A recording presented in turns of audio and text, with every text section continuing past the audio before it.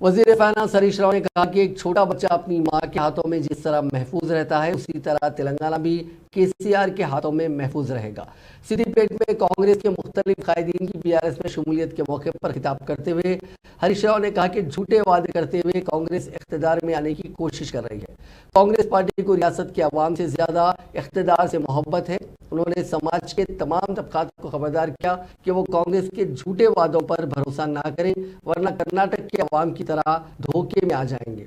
कर्नाटक के deputy chief minister DK Shiva Kumar ने तेलंगाना में पार्टी इंतखाबी मुहिम चलाते हुए कहा था कि उनकी रियासत में किसानों को सिर्फ 5 घंटे बल्कि सरबराह की जा रही है, लेकिन उन्हें पता नहीं कि तेलंगाना में केसीआर हुकूमत गुज़िश्ता 8 बरसों से किसानों को 24 घंटे मियारी बरकी सरबराह कर रही है।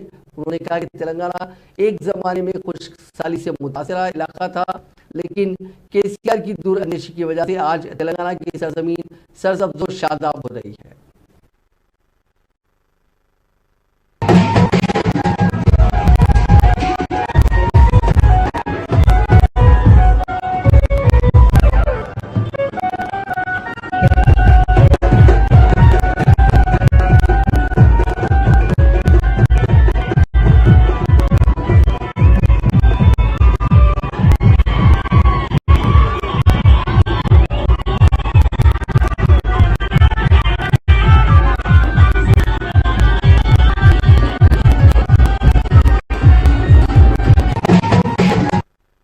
కూడా కోడేశ్వరుడు ఇక రేపు 5 ఇస్తాడు చెప్పని మీటింగ్ లో ఉన్నది బుగాయిస్తుండు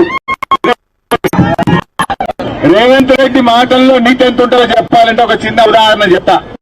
పోయినసారి కొడంగల్ పోటీ చేసిండు ఎమ్మెల్యేగా.